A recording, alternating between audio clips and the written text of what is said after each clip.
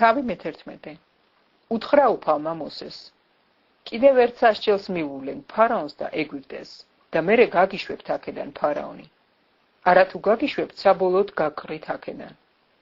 დაარიგე ხალხი რომ ინათხოვროს ყოველმა კაცმა თავისი მეზობელი კაცისგან და ყოველმა ქალმა თავისი მეზობელი ქალისგან ვერცხლისა და ოქროს ჭურჭელი და სამოსელი. მადლი აპოვნინა უფალმა ერთს ეგვიპტელთა თვალში. მოსეც დიდ კაცად იყო შერაცხილი ეგვიპტის ქვეყნად ფარაონის მორჩილთა და ხალხის თვალში. თქვა მოსემ, ასე ამბობს უფალი, შუაღამისას გამოვალ შუაგულ ეგვიპტეში. მოკვდება ყოველი პირმშო ეგვიპტის ქვეყნად. ტახტზე მჯდომარე ფარაონის პირმშოდან, პირმშომდე მხევლისა, ხელს აფქვავებს რომ უზის. მოკვდება ყოველი პირუტყვის პირველ მოგებული. ატყდება დიდი გლოვა მთელს ეგვიპტეში, რომლის მსგავსი არ ყოფილა და არც იქნება.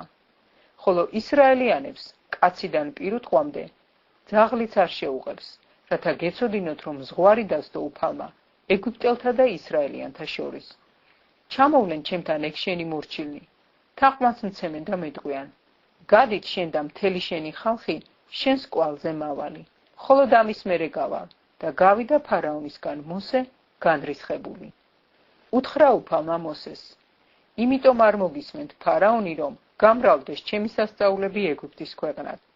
მოახდინეს ეს სასწაულები მოსემ და არონმა ფარაონის თვალწინ, მაგრამ გაუსასტიკა უფალმა გული ფარაონს და არ გაუშვა მან ისრაელიანები თავისი ქვეყნიდან.